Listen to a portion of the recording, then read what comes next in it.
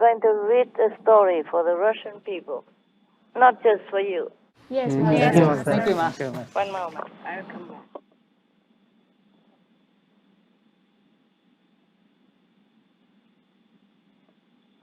Okay, this is a story from the Jewish folklore again. Yes. I like these books because they have some just short stories, simple and very meaningful. Yes, Yes, Master. So very easy for me to read. Not easy to translate, but easy to read for me. So now, there is a story about King David, who mourned his son. The story begins like this. The son of King David got ill very seriously. Once King David knew that the sickness of his son was very, very tremendously dangerous. He took off his crown from his head, he took off his kingly attire, and then he dressed himself in very simple, poor people's clothes. He went into a very, very quiet corner of the palace, and he sat down on the earth floor. He didn't want to eat. He refused all the food. He only read scriptures every day, one day after another, praying to God to spare his son and make him well. All of his officials, even those elderly and others, came to him, begging him to please stand up and eat a little bit with them, but he refused. He just sat continuously where he was. And then on the seventh day, the son of King David passed away.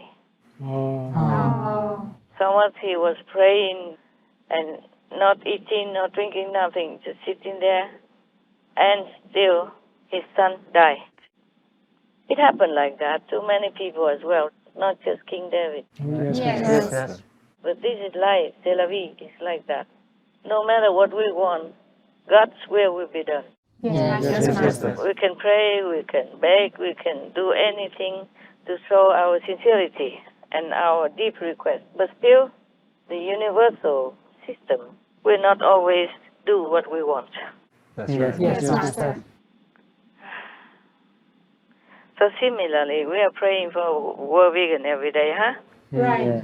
And world peace as well, huh? Yes.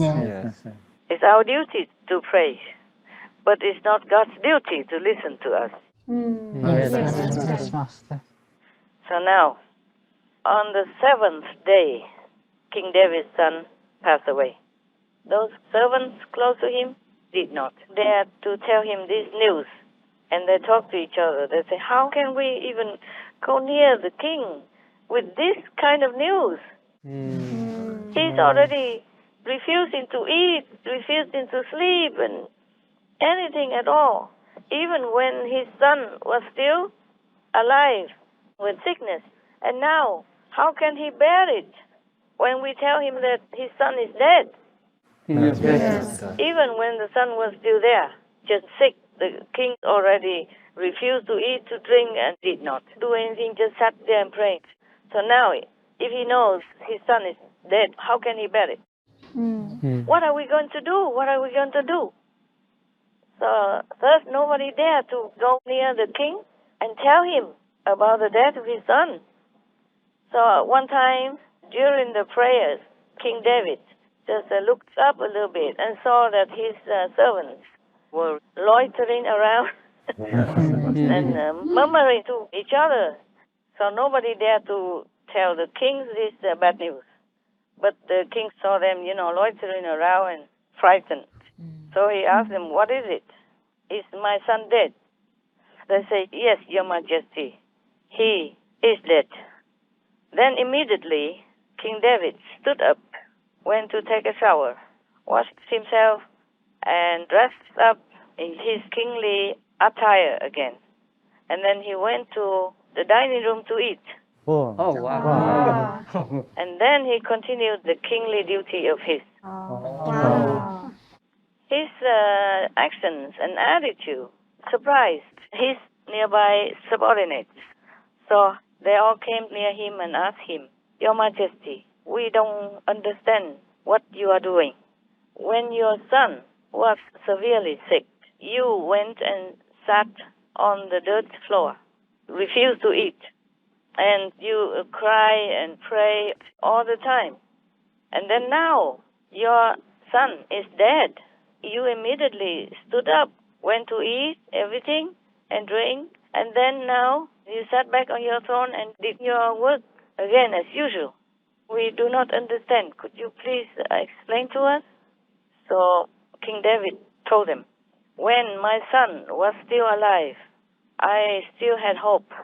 So I went on praying, crying, hoping that God will be merciful and return his health to him and let him live. But now he is already dead. Why should I continue to pray or refuse to eat? Now I have to continue the life that I have, the duty that I must fulfill. Otherwise, I myself cannot bring him back to this life anyway. Can I? No. No. No. The king said to himself, no. Whenever the time is up, I will also have to go like him. But he will never return to me in this lifetime. So that is the story. End. Thank you. Everyone's surprised, huh? Yes. Yes. Including you, right? Yes. Yeah. Because when the son was only sick, even severely sick, the king was already showing all kinds of sorrow and desperation and praying. Yes. And when he died, he just became normal again. Oh. Because he knew that life is like that, When it's time to go, you go. Right. Yes. Mm. Everyone has to go one day from this physical world. Right. Yes. Master. He was not just a king, he was an enlightened saint. Oh, yes.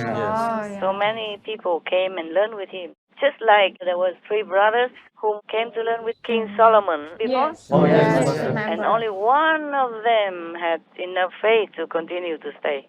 Right. Yes. The other 2 took the gold that the king wanted them for all their time, working for him like a payment, and gone. But the youngest brother stayed and learned things that he could not even tell to the 2 brothers. Yes. Remember that? Yes, And Master. we know what it is, don't we? Yes. Because at the time of initiation, we say, don't tell anyone else. Yes. Because if you tell, you lose. You will lose. Right. Yes. Now, the same King David, he's an enlightened king. Of course, when your loved ones or your son, your daughter, your family members are in a serious condition, then you pray for them, no? That's right. Yes. And you feel so sorry that they have to go through such tremendous pain and sickness. So, of course, you cry, you pray, you do anything you can to pray God to help that person. Right. Yes. That's true. But if his time is up already, he has to go, then he has to go. Exactly. Yes. There's nothing else you can do for him then, but let him go in peace. Right. Yes. So I also told you that if your parents or any of your loved ones or friends die, you don't cry. You make them delay their journey to heaven. It's better you pray for them. Yes. Right. Yes. That's all you do. If they have gone, then you know they go to heaven. If you are initiated, then you don't have to cry and delay them. Make them suffer. Right. Yes, Master. It makes them feel sorrowful seeing you sad like that. The best is just to pray and wish them to go to higher heaven. Right. Yes. Right. I told you that I read this story, not just all for you and disciples, but especially for the Russian people. Yes. Now that Putin is dead, you have done all your best to try to keep him alive and healthy, but his time is up, so he's gone.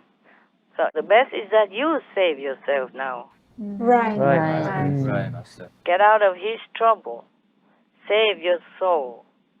Repent. And repair the damage that he's done.